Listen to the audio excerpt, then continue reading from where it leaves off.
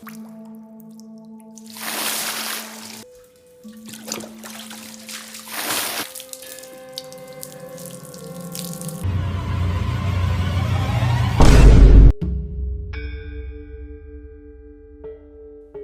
dari sebuah thread horor akun Twitter bernama Simple Man yang ditulis dari 24 Juni 2019 hingga 5 Juli 2019, kisah horor ini akhirnya benar-benar diangkat menjadi sebuah karya film. Sebuah karya film yang akan terus diperbincangkan oleh penikmat film Indonesia karena berhasil menyabet predikat film Indonesia terlaris sepanjang masa dengan jumlah penonton 9 juta lebih.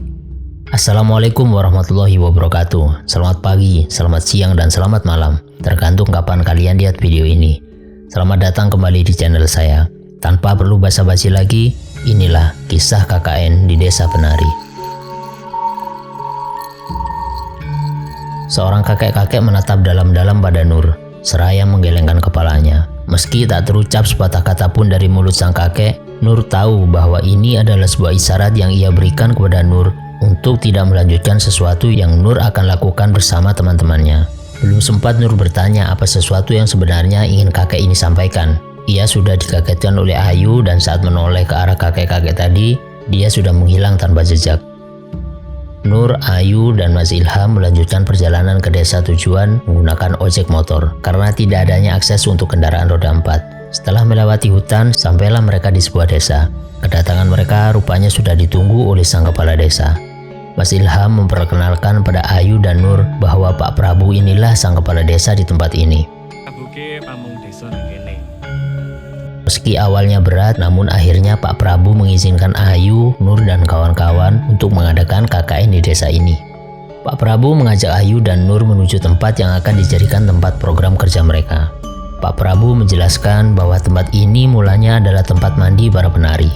Tapi karena para penarinya sudah tidak ada, tempat ini beralih fungsi menjadi sumber mata air bagi warga. Namun beberapa tahun terakhir airnya menyusut sehingga tempat ini tidak bisa berfungsi dengan baik. Sementara Pak Prabu dan Ayu membahas masalah persiapan program kerja, Nur merasakan satu keanehan di tempat itu. Pundaknya tiba-tiba terasa berat hingga akhirnya ia menyadari ada sosok lain yang juga ikut hadir di tempat itu.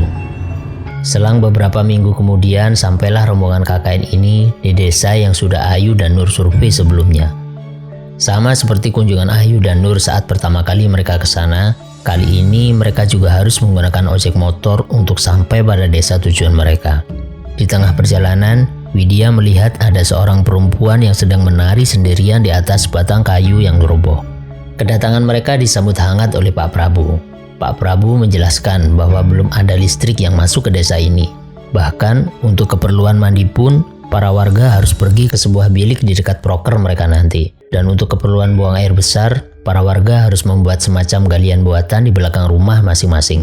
Widya yang masih penasaran dengan suara gamelan yang ia dengar saat dalam perjalanan tadi, mencoba bertanya pada Pak Prabu, apakah ada desa lain di sekitar sini? Mendengar pertanyaan itu, Pak Prabu mencoba mengatakan kalau itu hanya halusinasi semata.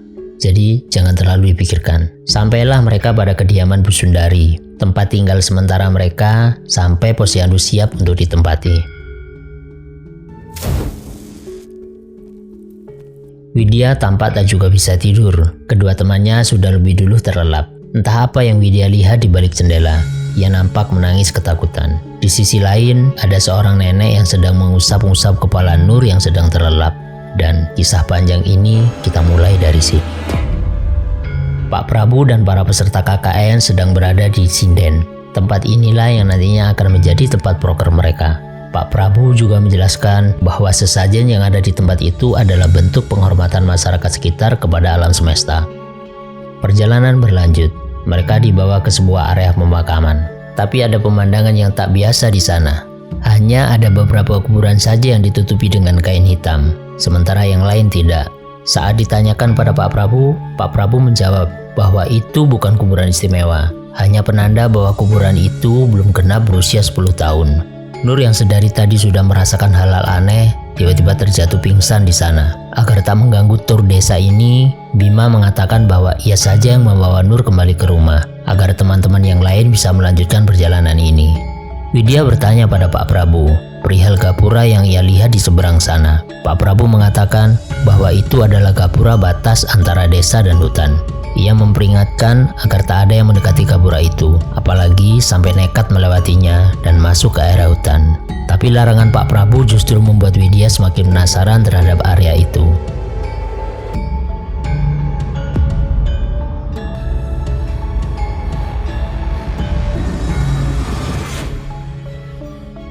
Usulan Bima untuk membagi kelompok menjadi 2 ditolak Ayu.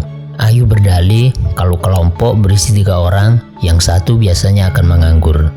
Ayu merasa heran saat melihat Bima berjalan seorang diri dari arah Tepak Tilas. Bukankah Pak Prabu sudah melarang mereka untuk tak mendekati tempat itu, apalagi sampai masuk ke dalam hutan? Ada hal yang menjadi pertanyaan Widya. Sejak hari pertama mereka menginjakkan kaki di desa itu, mereka sama sekali tidak menjumpai satupun penduduk desa yang seumuran dengan mereka.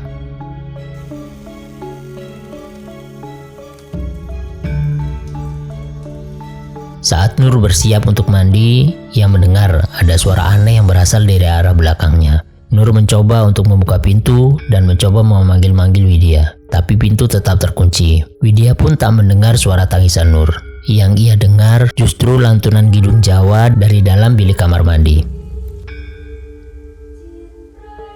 Nur yang semakin ketakutan mencoba mengusir sosok aneh yang mendekatinya. Ia pun bergegas keluar dari kamar mandi tanpa memberitahu apapun pada Widya. Saat Widya ingin mulai mandi, ia pun mulai merasakan hal yang aneh juga, tapi ia tak menghiraukannya. Dan sekarang, giliran Nur yang mendengar lantunan suara kidung dari dalam bilik itu. Nur mencoba memanggil Widya. Ia juga mencoba mengintip apa yang sebenarnya terjadi di dalam. Ia sangat terkejut saat menyaksikan bahwa yang ia lihat di dalam adalah seorang perempuan yang menggunakan baju seperti seorang penari. Yuk, jangan lama-lama. Seakan-akan sudah tahu akan datangnya Nur, Mbah Buyut sudah menyiapkan 3 kopi. Padahal awalnya hanya ada Mbah Buyut dan Pak Prabu saja. Saat Nur meminum kopi itu, Mbah Buyut bertanya pada Nur, apakah kopi itu terasa manis? Nur mengangguk. Mbah Buyut mengajak Pak Prabu bersama Nur menuju ke sinden. Di sana Mbah Buyut menyembelih seekor ayam hitam. Darahnya ia kucurkan ke sebuah batu besar. Batu besar di mana Nur pernah melihat sosok hitam besar dan mengerikan. Mbah Buyut menyampaikan bahwa yang Nur lihat selama ini adalah satu di antara ratusan makhluk penghuni desa tak kasat mata di tempat ini. Dia marah karena sesuatu yang Nur telah bawa ke desa ini. Nur tak menyadari bahwa selama ini ada makhluk lain yang terus menjaga Nur. Malam itu Nur terbangun dan mendengar suara Kidung Jawa seperti saat ia berada di bilik waktu itu. Ia melihat Widya sedang menggendong seekor ular besar, tapi ternyata ini hanyalah mimpi Widya. Widya terbangun dan memanggil-manggil Nur. Widya juga mendengar suara Kidung Jawa. Widya bertanya pada Nur apa yang ia lakukan. Ia terus meminta pada Nur agar Nur segera sadar.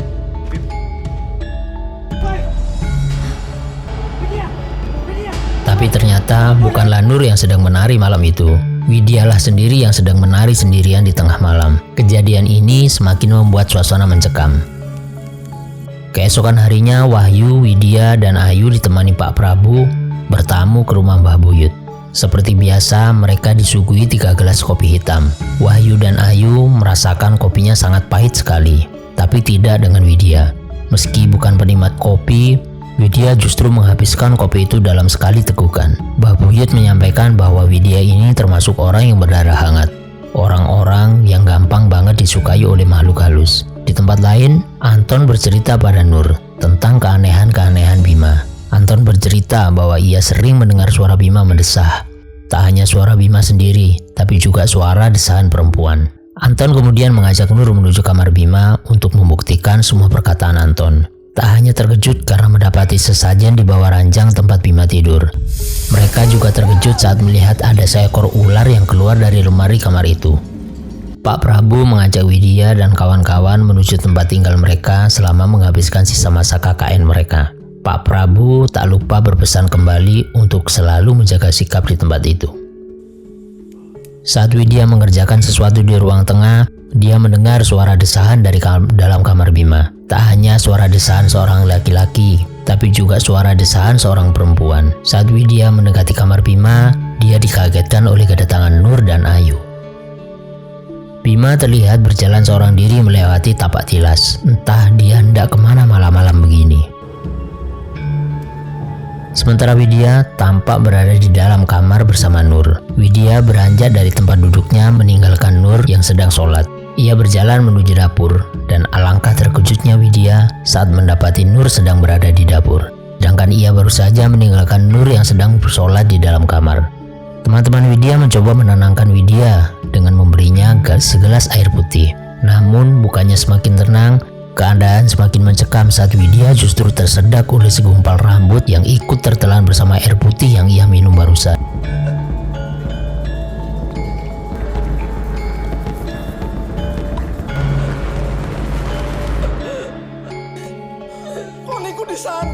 Widya yang sedang terbaring di tempat tidur mendengar ada sesuatu yang berjalan di atap rumah tempat mereka tinggal. Saat ada seorang penduduk yang melihat ke dalam rumah tersebut, yang ia lihat justru seekor ular besar. Padahal di dalam rumah hanya ada Widya seorang. Dia berlari ketakutan dan memanggil seluruh warga. Ia menceritakan bahwa ada ular besar di dalam rumah itu. Pak Prabu paham bahwa kejadian-kejadian ini seperti sebuah pertanda buruk pada sesuatu yang akan terjadi. Pak Prabu bertanya pada Nur dan Ayu, apa tidak sebaiknya program KKN-nya dihentikan sampai di sini? Rupanya Nur mulai ragu dengan usulan Pak Prabu untuk menyudahi program KKN sampai di sini saja. Tapi keraguan ini segera ditepis Anton karena program KKN harus tetap dilanjutkan sebagai prasyarat kelulusan mereka nanti. Bima yang baru datang tampak tak senang saat Nur bertanya apakah Bima sudah sholat atau belum. Nur semakin yakin ada sesuatu yang disembunyikan oleh Bima. Keesokan harinya Nur pergi ke tempat proker Ayu dan Bima. Nur tak mendapati mereka berdua di sana. Nur berjalan melewati tapak tilas, masuk ke dalam hutan untuk mencari Bima dan Ayu. Nur sampai di sebuah tempat yang mirip seperti sanggar yang sudah lama terbengkalai. Tak jauh dari tempat itu, Nur melihat Bima dan Ayu keluar dari sebuah bilik. Widya dan Wahyu yang mendapat tugas belanja ke pasar harus menembus gelapnya hutan saat perjalanan pulang. Di tengah perjalanan, Wahyu berceletuk pada Widya. Bagaimana seandainya motor mereka tiba-tiba mogok? Tak butuh waktu lama, motor mereka benar-benar mogok. Inilah pentingnya menjaga perkataan di tempat-tempat seperti ini. Tak jauh dari tempat motor mereka mogok, ada seorang kakek-kakek tua yang sedang duduk di pinggir jalan. Kakek ini tak sendirian, tiba-tiba muncul juga bapak-bapak yang membawa obor dan membantu Wahyu mendorong motornya yang sedang mogok. Tak hanya itu, kakek ini juga mengajak Wahyu dan Widya untuk ke rumahnya, karena di sana sedang ada acara hajatan.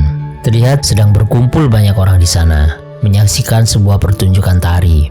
Widya terlihat tak nyaman, sementara Wahyu masih terus asik memakan makanan yang disediakan di sana.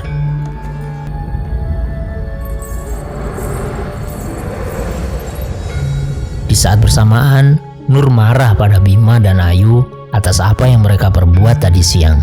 Wahyu dan Widya akhirnya datang. Dengan sangat antusias, Wahyu bercerita bahwa dalam perjalanan mereka mampir ke sebuah desa untuk menyaksikan sebuah pertunjukan. Sontak saja teman-temannya heran karena tidak ada desa lain selain desa yang mereka tempati sekarang. Melihat teman-temannya yang tak percaya, Wahyu pun mengeluarkan oleh-oleh makanan yang tadi sempat ia bawa. Namun ternyata yang dikeluarkan dari bungkusan bukannya makanan, tapi sebuah kepala monyet yang masih mengeluarkan lendir dan darah segar. Nur sedang mencari-cari sesuatu di dalam sebuah tas dan tiba-tiba dia mendengar suara dari arah belakangnya. Meski yang muncul dari balik tirai adalah sosok Widya, jelas sekali itu bukanlah Widya yang sesungguhnya. Dia meminta Nur untuk tidak ikut campur dalam urusan ini. Dia masih menghormati sosok yang selama ini berada di belakang Nur. Selepas sholat subuh, Bima bercerita pada Nur bahwa semua yang terjadi ini berawal dari mimpi Bima yang bertemu dengan sosok yang bernama Dawu. Widya yang sedang dalam jebakan ritual lama desa ini masih bisa diselamatkan dengan cara memberi Widya kawaturi. Dawu menjanjikan keselamatan Widya asalkan Bima menuruti permintaan Dawu dan bersedia menemuinya setiap malam di tempat ini. Bima menyetujuinya. Dari sini kita tahu bahwa suara-suara desahan perempuan yang didengar Anton setiap malam dari kamar Bima adalah suara Bima dan Dawu. Saat Widya memasuki rumah tempat mereka tinggal, suasana rumah terlihat lenggang. Tidak ada seorang pun di sana, kecuali suara tawa nenek-nenek dari arah dapur. Tak ada orang lain di sana kecuali Nur. Tapi itu bukan Nur, itu Mbah Dok. Mbah Dok adalah penjaga Nur. Mbah Dok berpesan pada Widya untuk memberi nasihat pada teman-temannya yang sedang berbuat salah di tempat itu. Karena jika tidak, perbuatan merekalah yang akan menjelakakan mereka semua. Tak lama setelah Mbah Dok berpesan, ia pun pergi meninggalkan tubuh Nur dan Nur pun pingsan. Nur memeriksa tas Widya dan Ayu. Dari tas Widya dia menemukan kawaturi. Sementara dari tas Ayu menemukan sebuah selendang berwarna hijau. Nur tahu kedua barang ini berasal dari sosok Dawuh. Di sela-sela pengerjaan proker sinden, Nur bertanya pada Ayu tentang selendang dan kawaturi itu. Meski awalnya Ayu mengelak, akhirnya dia bercerita jika dia dipaksa oleh sosok perempuan penari yang tak lain adalah Dawuh atau Badarawuhi. Kita ke posko sekarang. Nur memutuskan untuk menghentikan kegiatan KKN ini dan pulang pada esok harinya. Dengan berat hati, semua akhirnya menyetujui keputusan mengejutkan itu. Widya yang sedang tertidur pulas tiba-tiba terbangun dan mengikuti Bima yang terlihat sedang berjalan keluar rumah. Widya terus mengikuti Bima melewati tapak tilas hingga ia sampai pada sebuah bilik kecil. Melalui celah kecil dari luar bilik, Widya melihat Bima sedang berendam di dalam kolam kecil bersama sosok perempuan berwajah ular.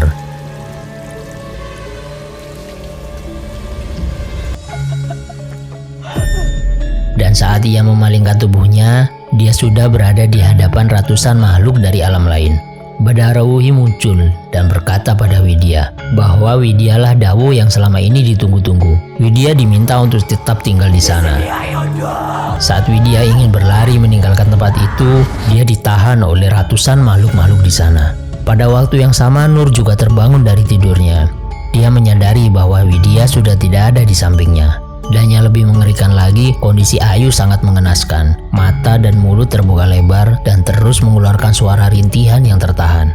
Semua panik melihat hal ini. Sementara Widya yang masih tertahan di alam lain justru menyaksikan Ayu sedang menari di tengah begitu banyaknya makhluk menyeramkan. Ayu terus menari tanpa henti. Pak Prabu sudah berada di tempat itu bersama para warga. Nur menyampaikan bahwa Bima dan Ayu pernah berhubungan badan di tapak tilas. Mereka mencari Bima dan Widya yang sedang terjebak di alam lain.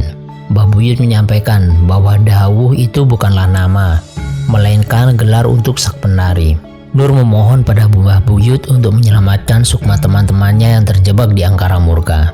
Mbah Buyut meminta izin untuk berubah menjadi seekor anjing dan pergi untuk menjemput sukma mereka yang sedang terjebak di alam lain. Saat mendengar suara gonggongan seekor anjing, tarian para makhluk halus itu sontak terhenti. Widya memandangi Ayu yang masih dalam posisi menari. Dia terus menangis, tatapannya seakan-akan meminta Widya untuk segera meninggalkan tempat itu.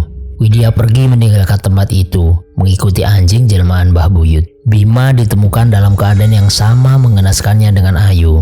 Siapa yang hatinya tak tersayat melihat dua orang yang sedang berjuang di antara hidup dan mati berada di hadapan mereka. Widya bercerita tentang pengalamannya di alam gaib saat melihat Bima bersama Badarawuhi dikelilingi banyak ular dan menyaksikan Ayu yang menangis saat dipaksa menari. Mbah Buyut kembali membuatkan Widya kopi. Tak seperti saat pertama kali meminum kopi buatan Mbah Buyut, kali ini Widya tak kuasa meminum kopi itu karena rasa pahitnya. Ini bertanda jika dalam tubuh Widya sudah benar-benar bersih, tak ada makhluk lain. Mbah Buyut menjelaskan jika sukma kedua temannya terjebak di angkara murka dan ular-ular yang ia lihat adalah anak-anak Bima dan Badarawuhi. Sementara Ayu dijadikan Dawuh yang harus terus menari. Mereka dihukum karena perbuatan mereka. Pak Prabu menjelaskan bahwa dulu di desa ini ada kepercayaan jika ingin dijauhkan dari bencana, maka mereka harus menumbalkan anak-anak perempuan mereka. Kuburan-kuburan yang dililit dengan kain hitam itu adalah kuburan-kuburan mereka yang ditumbalkan. Siang itu mereka meninggalkan desa dengan perasaan yang amat sangat terpukul.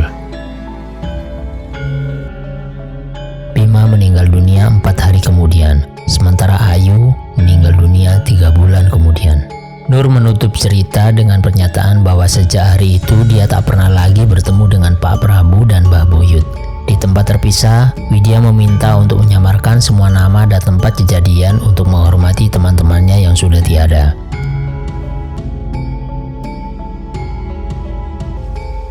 Nur bertanya pada kiainya tentang sosok yang menjaganya selama ini. Pak Kiai menyampaikan bahwa Mbah Dok yang selama ini menjaga Nur sudah pernah ia coba untuk mengusirnya. Tapi Mbah Dok berjanji akan menjaga Nur. Dan itu dibuktikannya saat Nur berada di desa saat kegiatan KKN itu berlangsung.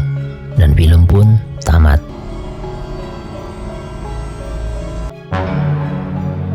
Bagi kalian yang belum puas melihat kisah mistis ini, tenang, film KKN di Desa Penari hadir kembali dengan versi yang lebih panjang. MD Pictures rupanya tak main-main dalam penggarapan film ini. Film KKN di Desa Penari Extended Version dijanjikan akan hadir dengan durasi tambahan 40 menit adegan baru. Jadi, kalau di total semua durasinya menjadi sekitar 170 menit. Sedikit bocoran, film ini berisi materi-materi di thread Twitter yang belum dimaksimalkan di versi film sebelumnya. Posternya sudah dirilis di mana ada tambahan tulisan Louis Dowo, Louis Medeni. Apakah versi extended ini memang lebih menyeramkan dari versi sebelumnya? Jangan lupa untuk saksikan film ini pada tanggal 29 Desember. Film ini memberikan pesan bahwa kita semua harus menjaga sikap dan perbuatan dimanapun kita berada, terutama di tempat-tempat asing, karena di alam ini kita tak hidup sendirian. Kita sudah sampai di penghujung video. Terima kasih sudah menemani saya sampai akhir. Jangan lupa jaga kesehatan dan Assalamualaikum warahmatullahi wabarakatuh. Di sini ayo dong.